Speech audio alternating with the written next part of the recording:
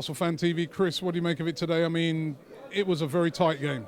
It was a good 3 points in the end. I mean, I just personally think there's so many games at this time of year. It's when you're playing once every few days, it's not conducive to champagne football, and it's not just us. If you look at the half-time scores in the Premiership, there's only one game nearly all scored. 0-0, yeah, weren't they? exactly. And especially with us as well, because we're playing pretty much the same 11 bar one or two players. We haven't really got much option to rotate. So I think we've done really well to come through this period with 9 out of 12 points over Christmas. And Newcastle defended very well today, and Cech had to pull off a great save to keep it 0-0 in the start of the second half, and Newcastle played well, and I think we're just running out of ideas because I don't know, we're just lacking opening them up. And do we need to sign someone in January now?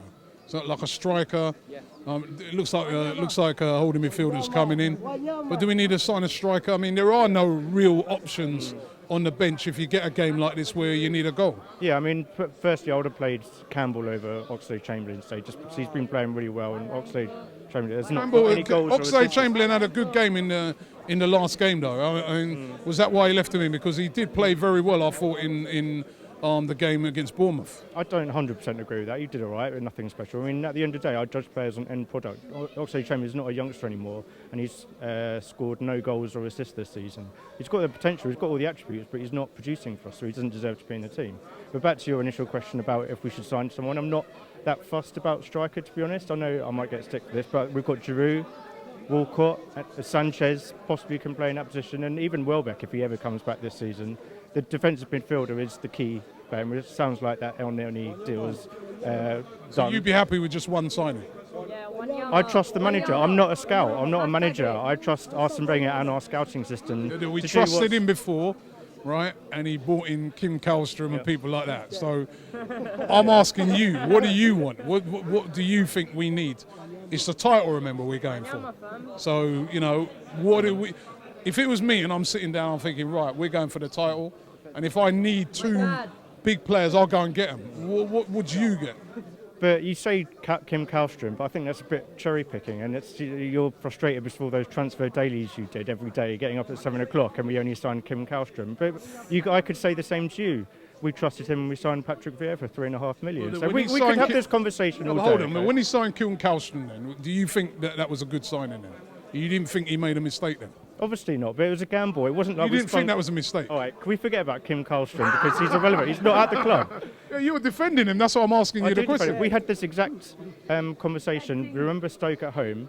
I came out and said I didn't agree with what you were saying about how you were embarrassed to be an Arsenal fan because had a signed with a broken neck. No, I'm wondering how you could defend that. He signed a player with a broken back or neck. He came in. He didn't even play for about 3 months. How could that have been a good signing? I'm not defending that signing, but it's yesterday's news. That was years ago. No, so that's what I'm asking you. Yeah. What do you think is required for now? I think, definitely the defensive midfielder. But as I said, I'm not the manager. I'm not going to stand here and say, I don't watch other leagues. I don't pretend to be an expert on foreign leagues. People are judging El Neni. They've never even seen him play before. And so let's just wait and see. It's $5 million, so he's not a gamble. And in fact, just looking at his stats, he seems like a very established player. He's played 40 games for Egypt, so he's an international player. 90 games for A.F.C. Basel. Played in the Champions League. He's got to the semi-finals of Europa. He's won the league. So I think it's potentially a good signing. But yeah, we were talking about this at Stoke, and I was saying just keep faith in the manager. We've already got good players in Sanchez and Ozil. And we're 6 points clear of Man City. We're top of the league. And it's like, I think I can see us, we'll be fine this season. We are, people, right, I want to get rid of this misconception. People say that City are better than us when everyone's fit. But that is not true. That is, if you just look at 2015, we've got 11 more league points than them over the calendar year. If you look at 2015, we've won the FA Cup. What have they done? And, they haven't won away in the league since early September. They've scored 1 goal since September. And, we're probably the best away team in the Premiership. And, don't get me wrong, there's going to be plenty of ups and downs for us and all the other teams this season. We've got two very tough away games coming up against Stoke and Liverpool. But I still think we are the most consistent. It'll probably come down to who has the best home form. But I'm encouraged by that home form because we've won, 7 out of the last 8. Our home defence is tightening up. We've conceded 11 in the last 21 Premier League home games, and we've beaten Man City at home, Man United at home. Bayern Munich at home, and people are thinking, oh, we're just going to drop off in the second half of the season, like 2013 and 14. But I don't agree with that.